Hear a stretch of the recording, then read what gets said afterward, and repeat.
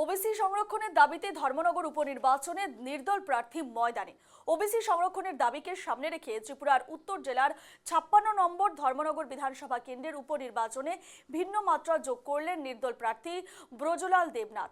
প্রচলিত দলীয় রাজনীতির বাইরে দাঁড়িয়ে তিনি এই উপভোটে সরাসরি ওবিসি অধিকার এবং সংরক্ষণের প্রশ্নকে কেন্দ্র করে এনে নির্বাচনী লড়াইয়ে নেমেছেন। ব্রজলাল দেবনাথ বলেন যে রাজ্যে প্রায় 1/3 মানুষ ওবিসি সম্প্রদায়ভুক্ত হলেও বিধানসভায় তাদের প্রতিনিধিত্ব অত্যন্ত নগণ্য। বর্তমানে মাত্র 4 জন ওবিসি বিধায়ক রয়েছেন, যেখানে ন্যূনতম 10 জন থাকা উচিত। তার এই মন্তব্য রাজ্যের রাজনৈতিক মহলে নতুন করে আলোড়ন সৃষ্টি করেছে। ধর্মনগর কেন্দ্র থেকে নির্দল প্রার্থী হিসেবে দাঁড়িয়েছি। ওবিসি সংরক্ষণ ত্রিপুরাতে নেই, এটা জানিয়ে আপনারা অবগত আছেন।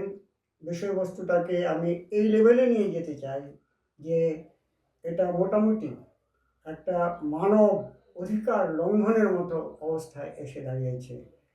সেটাই আমি সমস্ত রাজ্যবাসীর কাছেও অনুরোধ রাখবো এই নির্বাচনী প্রচারের মাধ্যমে। আমাদের ত্রিপুরা রাজ্যের পপুলেশন স্ট্যাটিস্টিকটা একটু তুলে ধরব। স্ট্যাটিস্টিক্যাল ফিগার্স আর SC 17%, ST 31%, 8.6 মুসলিম, আমি বলবো ধর্মান্তরিত মুসলিম। 4 নম্বরটা হচ্ছে জেনারেল বা আদার্স মানে যারা এই 3 ক্যাটাগরিতে পড়ে না, যারা ওবিসি নয়, তাদেরকে প্রেজেন্ট গভর্নমেন্ট বলেছে 10%।